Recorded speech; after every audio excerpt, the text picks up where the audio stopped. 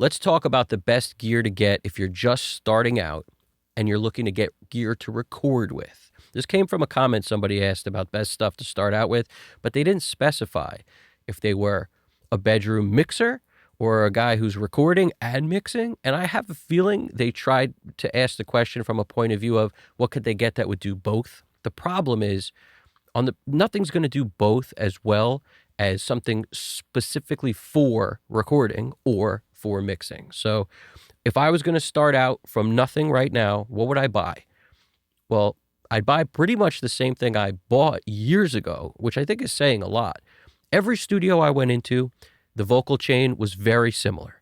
1073 into some kind of compressor. Now, 1176 was probably the most popular thing I saw, and that's also the thing that never left my mind. Every time I'd go to bed, I'd be like, I got to get an 1176. So my first thing I bought was a BAE 1073 DMP. Now that's good if you have no racks and you want a piece of gear to sit on your desk, and maybe one that you can travel with because it's got a handle on it, and it also is great for people who are not only trying to get one channel for vocals or something, but if you also play bass like I do or also play guitar, you could basically have a great DI in addition to your mic pre, and it's all kind of in travel form. So that's why I bought that. Now, in hindsight, after trying a BAE 1073 with the EQ on it, it costs more. But if I had to go back in time, I would have just bought that then. It would have been more expensive. I would have, cried once, but at least now I would have two of those, because by comparing the unit I have with the EQ on it to that one without it, the one with the EQ is significantly better. And it's better mostly just because having the EQ circuit on it makes it sound better. As soon as you engage the EQ, it's not the same unit as the version without the EQ. That said, you also have tone shaping capabilities because of the EQ. So in my opinion, it's a no-brainer. I should have got that back then, but it's a lot more expensive. So that's where you get into this thing. And in my opinion, always buy used if you can help it, if there's a return policy especially. But specifically when you're dealing with BAE, they're so friendly. This isn't an ad. I'm not sponsored by them. I just love dealing with them. When I bought my BAE 1073 with EQ on it, I wanted to make sure the seller who sold it to me didn't, mess around with any of the parts in the inside or anything, because you never know. And I didn't know this seller personally. So I asked BAE how I would know, and they said, pop the top off and take a bunch of photos and email them over and we'll tell you. And they also, keep in mind, they picked up the phone the day I called and they gave me this sort of help. So I don't think you can downplay how amazing that is to get customer service like that. That's what, when I spend my money, I want that. And that's why you buy pro stuff from great companies, because you want that kind of service and that kind of treatment, especially when, I'm not an expert at wiring the inside of these. I would have no idea, but opening it up, taking a picture of everything, they told me everything looks perfect. It looks exactly like it left the factory. I said, great. And it wasn't, like I said, this was a used piece. Amazing. And I have had no problems with it, and it sounds amazing. And like I said, when I put that up against my DMP, which I still have, I prefer the one with EQ. So the first piece you should get is something, a mic preamp that has EQ on it and will also it just gives you a little bit of harmonics, like saturation built in there. It just feels better than plugging directly into an interface that's very clean. When I did a voiceover thing recently for a client, they wanted the cleanest mic pre I had, and the RME UFX3 is great for clean. I didn't use the 1073 for that, but that's the difference there. Is if I'm going to do anything where, in music, not voiceover stuff at all, the goal is always, let's make it sound as thick and warm and nice and round as we can, really make it sound great. So in the box, we don't have to do as much. And that's where the Neve 1073 really shines. Now, you could get other things. I'd say second choices here. Like if I had to pick a second choice, probably be the API, like the 512 pre. I think there's 512, there's 312.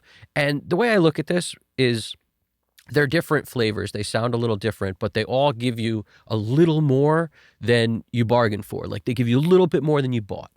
So I dig that. It's not, they're not clean. They have some presence, some character, and that's kind of what you want to get it to punch and cut through a mix. Any word you want to use to make it a little bit thicker than it is. Those things are helpful. Now, when it comes to the API thing, there's differences between like a 312 and a 512, and one of them is the older version, the newer version. So look into that and decide what you want. If I'm not mistaken, like one of them has an output control, so you can kind of do more to it in terms of saturating it or not. I mean, just check that out and decide what you want if you're going that route. But if you're going with the 1073 route, I prefer BAE because it's hand wired. Bottom line. It's the closest thing to the old school Neves that were built when Rupert Neve was alive and he was running the company. And those same units are available for like upwards of $10,000 today because of how special they were. And BAE is doing the closest thing to that today. They're still hand wired. They just don't have exactly the same components because you can't source the same components as you could back in that era when those things were being built. So some of the components are different, but in my opinion, that's the closest thing. That's why I don't own the AMS version, because I prefer the BAE version. But I'm sure there are people who love the AMS, and it might be great. I don't know, because I've never compared it side by side in my own studio, so I can't give you, I only tell you what I know for sure, which is the one I have by BAE is great. And the other one with just the mic pre is also great. So if you can't afford the one with the EQ, you'll still hear a nice solid difference using the mic pre without the EQ on it. It's just the EQ version is better, right? Now, what after that? If it was me, I'd get an 1176 or an 1176 emulation that sounds really good, and do all the research you want to figure out which one you like. I have the Mohawk Audio version, and it has the different transformer sounds, which I love. But that compressor, 1176, is such a versatile compressor, great for vocals, great for any genre of vocals. And you could put so many other things into it also, like bass, like guitar. I mean, you could do so much with it it's just a really versatile compressor. And it's a lot of people's favorite chain. Just a 1073 into an 1176. You'll be so far down the road. Now, if you're going to do something else as far as what maybe you don't want an 1176, what else? The distressor is pretty much as versatile as the 1176. I think in their marketing, what they, basically they say for the distressor, they say it's like it picks up where the 1176 and the LA2A left off. So, take that for what you will. It might kind of go a step further in a way, but it's just, it's a different unit. It's also very versatile. It goes all the way down to 2-to-1 and gets pretty aggressive on the other end too. A lot of people love the distressor, so that's a good second choice. Another option that people really like, but it's also, these things are all expensive because in my opinion, it doesn't pay to buy like warm up gear. Like, I'll buy this now and then in a couple of years I'll buy whatever. Most people who are doing this, it's like, it's not a choice for you to want to record music. You've been thinking this stuff your whole life. So buy the stuff that you won't feel like you need to buy better versions of in a few years. Just buy the really good stuff. And it usually holds its value. I know a guy who bought 8 1073s, the vintage Neve ones that are hand wired years ago, that when they were approximately $2,000 a pop, when he bought 8 of them. And nowadays, like I said, $10,000 a pop approximately. So talk about up in value. You're not always going to see that kind of a return on your investment, but those things are extremely valuable for a reason. Pretty sure after Dave Grohl made a documentary on it, the price went like through the roof. So my buddy got real lucky on that. But anyway, in my opinion, that 1176 really does a great job after a 1073, but also think about a CL1B. A lot of guys love a CL1B, but the thing with that is it usually works really well in tandem with another compressor. So you don't always have to do it that way, but a 1073 into like an 1176 into a CL1B is a chain people tend to like also. So and some people do it the opposite way. There's no right way, real wrong way here. There's opinions and flavors for all this stuff, and you might find a use for doing it either way. But the point is, that's a chain that's amazing for recording. Now, for mixing, what would I recommend? Well, let me just get right to it. I recommend starting out with a trim off. That's the first most important piece while you're mixing. I know it's not fun. There's no knobs to turn on it, but you'll hear your speakers better, and it'll make the room not as bad. And as a result, you'll be able to mix better. So the trim off is honestly the best way to go. Room treatment and a trim off is the best way to go. That's in my opinion. Like, make your room not just be an empty room with nothing in it. And, the trim off then really helps even more. So it's like those things are critical. Let's assume you love your monitors and you're not going to get new monitors. Let's assume that, because monitors could be a fortune, right? So let's say you have that dealt with. What would I get? I'd get something with a lot of things in one box, like the Neve MBP, like the Rupert Neve Designs Master Bus Processor was extreme. Like, there's a reason that I wound up sticking with that and the SSL Fusion for as long as I did, because it's really good. Those, it does so much. It's a compressor in the MBP. It's a compressor. It's a limiter. It also has this saturation functions of the blue silk or the red silk. And it also has the SFE section to kind of widen and, center low frequencies or whatever. I mean, it does so much on one box. So I really like that. And,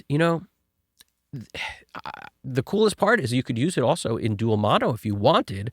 So back to that thing I said where it's like the best tool for the job, in my opinion, is the Neve 1073 into an 1176. But if you just were going to get one thing, you could use an MBP in dual mono and just get, one side of it for your compression channel. And you got a compressor and a limiter, and some saturation that you could add to the mic pre-sound. So you could do a lot with like a 1073 into one side of an MBP. If you were just going to get one thing, I mean, you could. But again, like I said, for mixing especially, that MBP is really great. And that into a Fusion also really great, because you just wind up getting so much color out of it if you want. And that's kind of an and/or thing. A lot of people like the Fusion. It's really solid unit also. And there's some parts of it that I used all the time, no matter what. Like the high frequency compressor on there is really interesting and cool. And the way the drive is on that unit, it's really hard to get that in the box without really tweaking a lot. Whereas on that thing, I just had dialed it up and kind of set it and forget it. Also, the EQ on the Fusion was really cool. So it was cool to have that in tandem with the MBP, because the MBP doesn't have any EQ. And then the Fusion, you could crank the low end on and just give it a little shine on top at the same time. And I really liked it. That Violet EQ is great. So using those two things together, super helpful as two pieces of gear. But, you could get one and then later get the other. Figure out what you want to do with that. But in my opinion, the boxes that do a lot are really helpful. And if you're not going to go that route, then if you're just going to get a bus compressor of some kind, that's pick a flavor, any flavor, honestly. There's so many different flavors of compressors that people like, genre dependent. Stereo compression for if you weren't going to get a color box that does so much in it, like an MBP. And that's why I like it, because you can compress and limit in one box and mess with the stereo field all in one box. It's really hard to be okay, instead of all that, I'm going to go with an API 2500 or something. I mean, those compressors are great and they add a lot of flavor, but you can't do all the things you could do on an MBP with it. So it's a tricky game. Once you get into buying hardware, especially, on the mixing end, you could go forever on, let me try this. I'd like to hear this thing. Let's just add this and I wonder how it goes. I mean, you could just keep going. And that's a big reason why I don't like doing it. I love mixing in the box nowadays, mostly because now my brain is so much more at rest. It's just at rest. I could change workflows all the time and I don't have to think about what else to buy every other day or week or month. Some people have a better way to shut that off in their own head and just be happy with what they have than others. Whereas me, I'm always thinking, what's the next thing I could get? What's the next thing I could get? What would make me better? What's a little bit more going to give me that next? And once you start mixing in with analog gear, man, that's what's going to happen to you. And if you could shut the voice off in your head, you're doing better than me, because I really couldn't. I was always looking for the next crazy thing. And I find for me, it's so much healthier to not even be in that zone at all. Whereas on the front end, on the way in, I'm using all the pieces I used to use, like the pieces I wound up with, the MVP, the Fusion. I use these things to record with now. Even the 5060. It's like, I find ways to use it to track. But I mean, the talkback and everything on there is kind of invaluable. Really helpful to have. So there's a lot of things on there that are very cool. But even if you're not summing with it, I'm saying. So it's like, at this moment, I still use a lot of the stuff I used to mix on the front end. And in my opinion, having the different flavors on the front end is so valuable and cool. That's the fun part about this. Trust me when I tell you, a lot of different things that we do that we love, like even if it's just a hobby like fishing or something, you could wind up always finding a use for, I need a new reel, I need a new rod. Like you always want to buy something. Guitars, you know how many people I know that constantly want another pedal and they want another guitar? It's like, that's part of it. I get it. It's part of it. But man, it's also a little bit of a distraction, and it takes the focus off making you in what you know as good as possible, and puts the focus on what am I missing that is not within me that I need to buy to become something that sounds better. Or it just takes the focus, in my opinion, off of where it should be, which is what can I do within me, not what do I need. And I mean, that to me is very helpful. So know who you are before you go down this path of buying stuff to mix. But I don't think I would be where I am in terms of what I know. I wouldn't be in this place mentally today if I hadn't gone through that a little bit. So I don't know if you could just circumvent, you can't just take shortcuts in this life. And if I didn't use stuff, I might always be thinking, I wonder what it would sound like if I used stuff. So I had to use stuff to realize I don't need to use stuff. Everybody's got to kind of get where they got to get in their own time. So I hope this made some sense. I'm curious what you guys think for other stuff. Maybe somebody might want to get. Throw it in the comments if you've got other ideas. Hit the subscribe button if you haven't. I really appreciate it, and it helps the channel. Leave a comment. That would be awesome. Evan Jaffe, Custom Cut Studios. You guys got this. Take it easy.